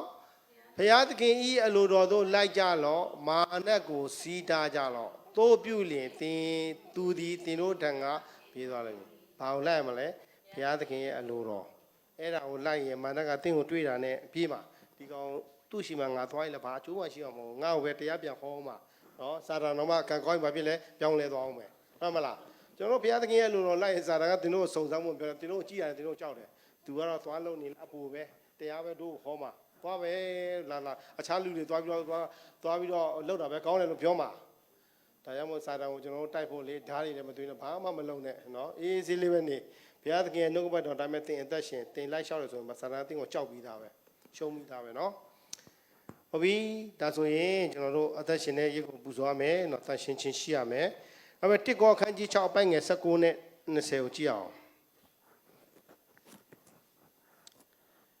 တစ်ကောအခန်းကြီး6 19 20ကဲအတူတူကဖတ်ကြရအောင်အဘယ်သို့နည်းသင်တို့ကိုယ်ခန္ဓာသည်ဘုရားသခင်ပေးသနာတော်မူသောဝိညာဉ်တော်ဒီဟုသောသင်တို့အထဲ၌ကျင်းဝန်း၍တန့်ရှင်းသောဝိညာဉ်တော်ဤဗိမာန်ဖြစ်ကြောင်းကို၎င်းမိမိတို့ကိုမိမိတို့မပိုင်ကြောင်းကို၎င်းမသိကြသလောသင်တို့သည်အဖိုးနှင့်ဝယ်တော်မူသောသူဖြစ်သောကြောင့်ဘုရားသခင်ပိုင်တော်မူသောသင်တို့ဤကိုယ်ခန္ဓာနှင့်စိတ်ဝိညာဉ်အားဖြင့်ဘုရားသခင်ဤဂုဏ်တော်ကိုထင်ရှားစေကြလောကျွန်တော်တို့ကဗာလဲဘုရားသခင်ရဲ့ဗိမာန်တော်ဖြစ်ကြောင်းကိုမသိဘူးလားတဲ့သိသလားကျွန်တော်တို့ဗာနဲ့ရွေးဝယ်လဲဒေါ်လာနဲ့လားခရစ်တော်ရဲ့အသက်နဲ့ခရစ်တော်ရဲ့အသွေးနဲ့အပြည့်ဘာမှမရှိတဲ့သိုးငယ်ရဲ့အသွေးနဲ့ဘာဖြစ်လဲရွေးဝယ်တယ်ဒါဆိုရင်ဘုသူပိုင်တယ်ကျွန်တော်ကိုခဏဘုရားသခင်ပိုင်တဲ့အရာကိုဘုရားသခင်ကိုပေးလားကျွန်တော်တို့မပေးဘူးဘုရားသခင်ပေးရတဲ့ကောင်းကြီးတော်မှာပဲတခုကိုဘာဖြစ်လဲဆုတ်ထားသေးတယ်ငါဟာဆိုပြီးတော့ဟုတ်မလားပေးလိုက်ပါလားဟုတ်မလားကျွန်တော်တို့ခရစ်တော်ရဲ့ကိုယ်ခန္ဓာဖြစ်တယ်ဆိုပြီးတော့ဘာဖြစ်လဲကျွန်တော်တို့ကိုယ်ခန္ဓာကျွန်တော်တို့ရဲ့စိတ်တွေအားလုံးကိုဘာလဲကျွန်တော်တို့အတွက်ကျွန်တော်တို့အသုံးပြုတယ်ဆိုရင်ကျွန်တော်တို့သူများပိုင်တဲ့ပြည့်ပစ္စည်းကိုဘာလဲကျွန်တော်တို့သွားပြီးတော့ပေါက်လို့ပေးစားဘာဖြစ်လဲအသုံးပြုတာမတူဘူးလားဟမ်သူများကားစီးရောအခုဆရာမငယ်ကဘယ်သူမှလည်းမသိဘဲနဲ့ကားကြီးကိုတကားဖွင့်ပြီးတော့တော့မရှိနဲ့မှန်ရုပ်ထုခွဲပြီးတော့တကားလည်းဆက်လို့ပြီးတော့မောင်းသွားတယ်မတူဘူးလားအဲ့လိုအတင်းအဓမ္မနဲ့တူတယ်ကျွန်တော်ကိုယ်ခန္ဓာကခရစ်တော်ရဲ့ကိုဖြစ်တဲ့ဗိမာန်တော်ဖြစ်တယ်ဆိုတာသိပြီးတော့ဘာဖြစ်လဲဘုရားသခင်တိုင်းအသက်မရှင်တာရှက်ဖို့မကောင်းလားရှက်ဖို့ကောင်းတယ်နော်ဒါကြောင့်မလို့ကျွန်တော်တို့ကိုယ်ခန္ဓာဘာဖြစ်လဲဘုရားသခင်ပြောလဲဘာဖြစ်လဲသူ့ရဲ့ကိုယ်ခန္ဓာအဖြစ်ဘာဖြစ်လဲကျွန်တော်တို့ဘုရားသခင်ရဲ့ဘုံကိုယ်ခန္ဓာစိတ်ဝိညာဉ်အဖြစ်ဘာဖြစ်လဲဘုံတော်ထင်ရှားဖို့ဒါဆိုသင်တို့အခုအသက်ရှင်တာဘုံတော်ထင်ရှားသလားရှုပ်ချစရာဖြစ်သလားအဲ့ဒါကိုတော့ကြည့်ဖို့လိုအပ်ပါတယ်လို့နော်ကျွန်တော်ကိုယ်ခန္ဓာခရစ်တော်ပေးတယ်အသေးခံပေးတယ်နော်အသွေးသွန်းတယ်နော်အပြစ်ထဲတော့ရွေးနှုတ်တယ်တန့်ရှင်းစေတယ်ဖြောင့်မတ်စေတယ်ဖျားသားဖြစ်စေတယ်ဒါကြောင့်မို့ကျွန်တော်တို့အဲ့ဒီကျေးဇူးတွေကကျွန်တော်တို့မှာရှိလားရှိတယ်နော်နောက်ပြီးတော့ကျွန်တော်ဒီမှာနှစ်ကောအခန်းကြီးချစ်ချင်းမေတ္တာနဲ့ပေးလူချင်းတဲ့နော်နှစ်ကောအခန်းကြီး8ခွန်သွားရအောင်ထို့သောနည်းအညီသင်တို့သည်ယုံကြည်ခြင်းတရားဟောခြင်းဉာဏ်ရှိခြင်းအမျိုးမျိုးသောတတိနှင့်ပြည့်စုံခြင်းငါတို့ကိုချစ်ခြင်းမှစသောအလုံးစုံတို့နှင့်ကြွယ်ဝပြည့်စုံသည်ဖြစ်၍ထိုကျေးဇူးနှင့်ကြွယ်ဝပြည့်စုံခြင်းဖြစ်စေတည်းဒါကြောင့်မလို့နော်ဒီနှစ်ကောရေးတာဘာလို့လဲဘောလူဖြစ်တယ်နော်ကြွယ်ဝပြည့်စုံစေတည်းရဲ့နော်ချစ်ချင်းမှစားတော့အလုံးစုံတို့နဲ့ကြွယ်ပြည့်စုံတည်းလို့ပြောတယ်နော်နောက်ပြီးတော့ကျွန်တော်တိရောခန်းကြီး၄ကိုကြည့်အောင်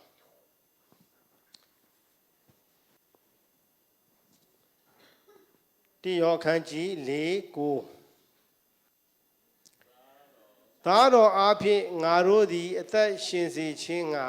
ဘုရားသခင်သည်တပါးရီသောသားတော်ကိုဤလောကသို့ဆေလွတ်တော်မူသောအရာ၌ငါတို့ကိုချစ်တော်မူသောမေတ္တာတော်သည်ထင်ရှားလျက်ရှိ၏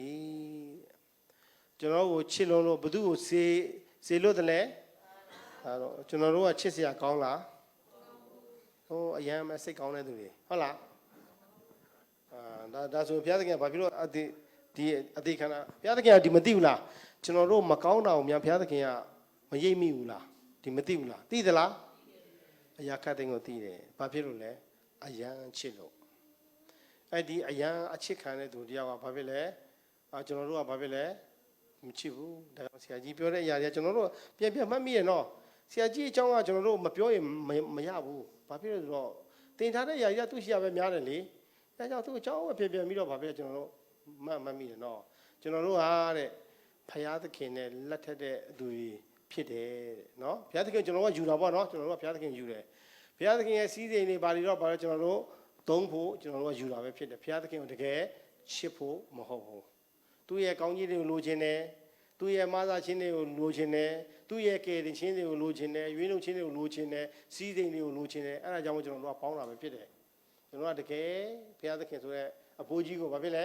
မချစ်ဘူးသူ့ရဲ့စီးစိမ်ကိုမသုံးဖို့ချစ်တယ်ဆိုရင်တော့ဘာဖြစ်လဲလောက်ရတော့မယ်လေဟုတ်တော့မလားအခုကျွန်တော်မိန်းမတွေကကျွန်တော်တို့ကိုထမင်းဟင်းတွေအချက်ကျွေးတာဘာဖြစ်လဲအခုဂျွန်ပါကခိုင်းလာဂျွန်းနူကိုမနမလေးဟဲ့မိန်းမထားချက်မနမလေးငါဖို့တရှောခိုင်းလာအဲ့လိုမျိုးမခိုင်းဘူးဒါပေမဲ့ဂျွန်းနူကလှုပ်ပေးသလားဘာဖြစ်လို့လှုပ်ပေးတာလဲချစ်လို့ဟုတ်တယ်မလားဂျွန်ပါကိုချစ်လို့ဂျွန်ပါကငါယောက်ျားဖြစ်တယ်သူဘာလို့လဲထမင်းချက်ကျွေးရမယ်အရှော်ပေးရမယ်မိဘူးတိုက်ပေးရမယ်ဘာလို့ပေးရမယ်ညာလို့ပေးရမယ်ညောင်းရင်လည်းနင်းပေးရမယ်နှိပ်ပေးရမယ်ဟုတ်တယ်မလားခိုင်းလို့လားမဟုတ်ပါဘူးမိမရဲ့ငါခါနာတယ်ယောက်ျားခါနာလိုက်စေတော့ဝယ်ပေးမယ်ဘာပဲနှိပ်ပေးမယ်မဟုတ်လားအဲ့ဒါခိုင်းလို့လားဟုတ်ချစ်လို့အခုဘုရားသခင်ကိုကျွန်တော်ချစ်တယ်ဆိုရင်ဘုရားသခင်ခိုင်းတဲ့ຢာရဲ့လုံးမလာ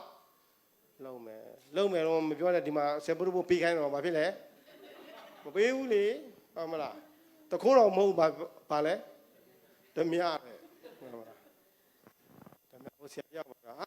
ဒီအတင်းတော်တော့ငါမပါဝင်ချင်ဘူးဘာဖြစ်လဲဘုရားသခင်ရဲ့ပတ်စံတော်မှာခိုးတဲ့လူတွေတဲ့ဓမြတက်တဲ့လူဆိုတော့ငါတော့လွယ်မှာမဟုတ်ဘူးတဲ့အဲကြောင့်အတင်းတော်မှာမပါဝင်ချင်ဘူးတဲ့ဘာဖြစ်လို့မပါဝင်ချင်လဲဆိုတော့အတင်းတော်ရဲ့ပတ်စံတွေကိုဓမြတိုက်လို့တဲ့အဲ့လိုမျိုးပေါ့နော်ဒါကြောင့်မို့ကျွန်တော်တို့ဘုရားသခင်ကိုချစ်လားချစ်တယ်ဆိုရင်ဘာဖြစ်လို့သူပြောတဲ့အရာတွေနားမထောင်တာလဲနော်ကျွန်တော်နားထောင်ဖို့လိုအပ်ပါတယ်လို့နော်ကျွန်တော်တို့အတွက်ချစ်လို့အသက်ဆုံးမိလားအသက်ဆုံးခုကျွန်တော်ဥပမာလေးပြောပြမယ်နော်အခုဆရာမိုက်ကယ်ပေါ့ဥပမာဆိုကြပါစို့နော်ဆရာမိုက်ကယ်နဲ့မပြောဂျွန်ပါနဲ့မပြောမယ်နော်သူကလူပြိုဆိုတော့နော်အခုဂျွန်ပါကကျွန်တော်နဲ့လမ်းသွားတဲ့ချိန်မှာနော်ကော်ဖီရှော့ရှိမှာပေါ့နော်ကအရန်ကားကြီးအရန်မောင်းလာကျွန်တော်မတွေ့ဘူးသွားတဲ့ချိန်မှာကျွန်တော်ကိုတိုက်တော့မယ်နော်ကျွန်တော်တိုက်တော့မှသိတာဂျွန်ပါကကျွန်တော်ကိုတွန်းထုတ်လိုက်တယ်ဆိုရင်နော်ကျွန်တော်ကတော့လွတ်သွားပြီးတော့ဂျွန်ပါကိုတိုက်တယ်ဆိုရင်ဂျွန်ပါကကျွန်တော်မှာပဲကျွန်တော်မှာတော့ဆရာကျိုးစိတ်နော်ကျွန်တော်မှာတော့ကျွန်တော်သားလေး2ယောက်ရှိတယ်ဝိုင်းပြီးတော့ကြည့်ရှုပေးပါ12တန်းအောင်ထားပေးပါဆိုရင်ကျွန်တော်ဂရိပေးကျွန်တော်တောင်းယူမလာ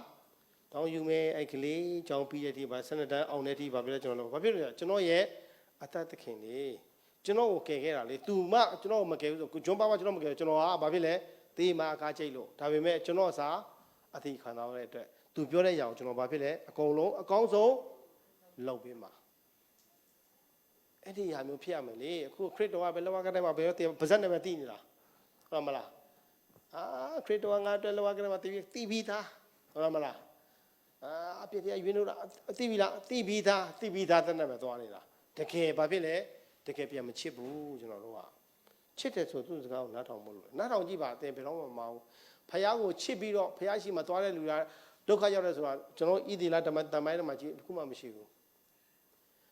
တိလလူမျိုးတွေဘာဖြစ်လို့ဒုက္ခရောက်တယ်လဲဖယားကိုဘယ်မှာထားလဲအနောက်မှာပြစ်လိုက်လေဟိုကလေးလွယ်သလိုမျိုးပေါ့အနောက်မှာပြစ်လိုက်တယ်အရှိမမထားဘူးဟုတ်မလားသူတို့ရဲ့အလင်းလည်းမဟုတ်တော့သူတို့ရဲ့ဟိုအနောက်ကျောင်းမှာပြစ်လိုက်တယ်ဒါကြောင့်မို့ယုတ်တုစင်တုကိုးကွယ်လို့ဘာဖြစ်လဲဘုရားသခင်ကသူတို့ကိုစွန့်တာအချိန်ချင်းလဲဘာဖြစ်လဲ ဘာဘူးလုံးရောင်းလိုက်နော်နောက်ပြီးတော့ဟိုအောင်ရောင်းလိုက်ရောင်းစားပလိုက်တာကြွန့်ခံစေတာအဲ့ဒါဘာဖြစ်လို့လဲဆိုတော့ဘာဖြစ်လဲရုပ်တုရုပ်ကိုးကွယ်လို့ပဲဖြစ်တယ်ဘုရားကိုစွန့်ပြီးတော့တော့ဣတိလတမိုင်းမှာကြည့်တဲ့ဘုရားကိုကိုးကွယ်ပြီးတော့သွားတဲ့လူတွေဖို့ကဘယ်တော့မှဒုက္ခမရအောင်ဒါကြောင့်ကျွန်တော်တို့လည်းဒီလိုပဲဘုရားကိုကျွန်တော်ချစ်တယ်ဆိုပြီးတော့ဗဇက်နဲ့မချစ်နဲ့ဗဇက်နဲ့ချစ်တာဘုရားသခင်ကြိုက်လားမကြိုက်ဘူးဒါဆိုတော့ဒီကျင်းထဲမှာတော့မပါဘူးကျွန်တော်ချက်တော့ကြည့်မယ်ဟေရှာယခန်းကြီး29ပိုင်းက73သွားအောင်ရော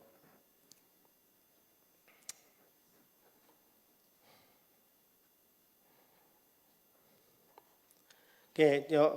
ဖတ်ကြစို့နော်ဒီကျမ်းပိုက်ကကျွန်တော်ကျမ်းပိုက်လားမသိဘူးထာဝရဘုရားကလည်းဤလူမျိုးသည်နှုတ်နှင့်ငါထံသို့ချင်းကပ်၍နှုတ်ခမ်းနှင့်ငါကိုယူတည်ကြ၏စိတ်နှလုံးမူကားငါနှင့်ဝေးလာ၏လူတို့စီရင်သောပညတ်တို့ကိုအမိပြု၍ငါကိုကြောက်ရွံ့ကြ၏တဲ့ဟုတ်လားနှုတ်ခမ်းနဲ့ကျွန်တော်ယူတည်သလားဘုရားသခင်ဆိုကျွန်တော်သိလားသိတယ်ခရစ်တော်ဆိုတာဘယ်သူလဲဘုရားသာသိလားသိတယ်ခရစ်တော်ကျွန်တော်တို့အသေးခံပေးတယ်လက်ဝါးကတိုင်းမှာသေခံတယ်မြုပ်နှံတယ်3ရက်နေ့မှာထားမြောက်တယ်သိလားသိတယ်ဒါပေမဲ့ရှင်ဘောလူပြောသလိုပဲเนาะဂလာတိအခန်းကြီး2အပိုင်းငယ်20ထဲပြောသလိုပဲလက်ဝါးကတိုင်းမှာဘာလဲခရစ်တော်နဲ့တူငါသိပြီဒါပေမဲ့ဘာလဲငါသိလားငါရှင်းလားငါရှင်းတယ်ဘယ်သူရှင်းတာလဲခရစ်တော်ရှင်းတာဒါပေမဲ့အခုကခရစ်တော်မရှင်းဘူးကျွန်တော်ပဲရှင်းတာဒါကြောင့်မို့ကျွန်တော်တို့သဘောပဲကျွန်တော်လုပ်တာခရစ်တော်သဘောမလုပ်ဘူးဟုတ်မလားကျွန်တော်ခရစ်တော်ရှင်းတယ်ဒါဒီအသက်ကခရစ်တော်ပေးတယ်ဆိုဘာဖြစ်လဲခရစ်တော်ခိုင်းတဲ့ရအောင်အကုန်လုံးအောင်မှာတခုတော့မဟုတ်ဘူးအကုန်လုံးလောက်အောင်မှာဒါမှကျွန်တော်ကဂျွန်နဲ့မတူကျွန်တော်ကသခင်နဲ့ခရစ်တော်ကျွန်တော်ကခိုင်းတာခရစ်တော်ဟဲ့နော်ငါ့ကိုဒါကူညီဟုတ်မလားဒီကောင်တော့ငါလိုတယ်နော်ဒီကောင်တော့ကြီးတယ်ငါမလုပ်နိုင်ဘူးငါ့ကိုကူညီအဲ့လိုမျိုးဖြစ်တာကျွန်တော်ကခရစ်တော်ပြန်ပြီးတော့ခိုင်းတာခရစ်တော်ကကျွန်တော်ရဲ့သခင်မို့ခရစ်တော်ကကျွန်တော်ရဲ့ဘာဖြစ်လဲခိုင်းပိုက်ဖြစ်နေတာဒါမှမဟုတ်အလုပ်ရှောင်းလဲအလုပ်ကြီးသွားရှောင်းလိုက်တဲ့ခါလဲစိတ်30ရာဖို့သွားရှောင်းရှောက်ပြီးတော့ဘာဖြစ်လဲမလုံနိုင်တော့ဘူးပညာဘက်မှာလည်းမလုံတတ်နော်ဟိုဘက်မှာလည်းမလုံတတ်ဘာဖြစ်လဲဘုရားသခင်မှာတဲတန်ဆူတောင်းပြီးကိုတော့လုံနိုင်ဖို့ပညာပြီးတော့သွားမတောင်းနဲ့မရတော့ဘူးတင်ဆူတောင်းတွေကဘာဖြစ်လဲတင်လျှောက်တဲ့ကတင်နဲ့ထိုက်တဲ့အလုပ်ကိုတင်လျှောက်တာမဟုတ်ဘူးတင်မလုံနိုင်တဲ့အလုပ်ကိုလျှောက်ပြီးတော့ဘာဖြစ်လဲခရစ်တော်ကိုအားကိုးတာအဲ့လိုမျိုးအားကိုးဖို့မဟုတ်ခရစ်တော်ကိုကျွန်တော်တို့ကဟုတ်မှာသူဘာပေးမလဲသူပေးတဲ့အလုပ်ကိုကျွန်တော်တို့ကလုပ်ဖို့လိုတယ်ဒါကြောင့်တမန်တော်ခန်းကြီး20အပိုင်းငယ်30ထဲမှာရှင်ဘောလူပြောသလိုပေါ့ပြောင်းလဲလာပြီးတော့ကိုတော့ကျွန်တော်ဒါဆိုကျွန်တော်ဘာလုပ်ရမလဲဟုတ်မလားအဲ့လိုမျိုးဖြစ်ရမှာလေခရစ်တော်သခင်လို့ခေါ်ပြီးတော့ကိုကြိုက်တဲ့အရာကိုခိုင်းဖို့မဟုတ်ဘူးခရစ်တော်ခိုင်းတဲ့အရာဘာဖြစ်လဲလုပ်ဖို့ခရစ်တော်သခင်နေရာမှာထိုင်ကျွန်တော်တို့ကကြုံဖြစ်တယ်ဒါပေမဲ့ခရစ်တော်ခိုင်းတဲ့အရာမှန်သမျှကိုဘာဖြစ်လဲကျွန်တော်တို့ကလှုပ်ဆောင်ဖို့လိုအပ်တယ်နော်အဲ့လိုမျိုးကျွန်တော်ဖြစ်တယ်နော်နောက်ဓမ္မသစ်ကျမ်းမှာလည်းရှိသေးတယ်မဿဲခန်းကြီး15ထဲမှာလည်းပြန်ပြောတာနော်တတိမရမှာကြတော့ကဲကျွန်တော်သွားအောင်မဿဲခန်းကြီး15ပိုင်းကခွန်ရိုင်းတော့9မှာဟုတ်လားကျွန်တော်ကျမ်းပိုက်ပဲဖြစ်နေမလားမသိဘူးနော်ဒီမှာလျှို့ဝှက်သောသူတို့ဟေရှာယသည်တင်တို့ကိုရီမတ်လျက်ဤလူမျိုးသည်နှုတ်နှင့်ငါထံသို့ချင်းကပ်၍နှုတ်ခမ်းနှင့်ငါကိုယူတည်ကြ၏စိတ်နှလုံးမူကားငါနှင့်ဝေးလာ၏လူတို့စီရင်သောပညတ်တို့ကိုတွင်တင်၍ဤဥဝိဒပေးလျက်ပင်ငါကိုအချီးနီးကိုးကွယ်ကြ၏ဟုနောက်ဖြစ်လက်တတ်သောအရာကိုလျောက်ပတ်စွာဟောခဲ့ပြီဟုပြန်၍မိန့်တော်မူ၏ဟေရှာယမှာဟောတော့ဟေရှာယ29ပိုင်းငယ်73နဲ့အရာကိုပြန်ပြီးတော့เนาะကျွန်တော်ပြန်ပြောတာဓမ္မသစ်ကဟုတ်ပြီဒါဆိုရင်ကျွန်တော်တို့အချိန်ရှိသေးလားအချိန်တော့နည်းနည်းရှိသေးတယ်เนาะတော့ချင်းသေးတယ်ကဲဂျေဇုတော်ကိုတည်၍ပေးလူချင်းဖြစ်သည်တဲ့ကျွန်တော်တို့ဇပုဒ်ဘိုးတွေပေးတာဘာဖြစ်လဲဂျေဇုတော်ကိုတည်တက်ပြီးတော့အာဗြဟံကဲ့သို့ပေးတာဖြစ်တယ်အာဗြဟံတောင်းကိုပေးတာမဟုတ်နော်သူတိုက်တယ်သူနိုင်တယ်သူအားနဲ့မဟုတ်တော့သူသိတယ်ဘုရားသခင်ကမဆားတယ်ကောင်းကြီးပေးတော့သိလို့သူဂျေဇုတည်တက်တဲ့စိတ်နဲ့ပြန်ပေးတာကျွန်တော်တို့လည်းဒီလိုပဲဂျေဇုတည်တက်တဲ့စိတ်နဲ့ပေးပါလို့မြစ်ကောခန်းကြီးတက်ကတော့အဲ့ဒါပြီးသွားပြီနော်ဒီဆာလံ16ခုမြောက်သောဆာလံပိုက်ငယ်2ကြည့်အောင်နော်ကိုရောဒီကျွန်ုပ်ဤသခင်ဖြစ်တော်မူသည်ဟုထာဝရဘုရားကိုကျွန်ုပ်လျှောက်ဆိုပါပြီဂျေဇုတော်မှတပါအခြားသောမင်္ဂလာကျွန်ုပ်၌မရှိပါတဲ့ဟုတ်လားသချင်းလေးတော့ဆက်ထားသေးတယ်နော်ဆရာကနေအဲ့ဒါနော်ကျွန်တော်ဘာဖြစ်လဲဘာမှမဟုတ်ဘူးနော် ကျွန်တော်မှာကျေးဇူးတော်မှာတပါးဘာရှိလဲအခြားသောမင်္ဂလာဘာရှိလဲဘာမှမရှိဘူးဟိုးရင်တော့လည်းမင်္ဂလာမရှိတဲ့သူ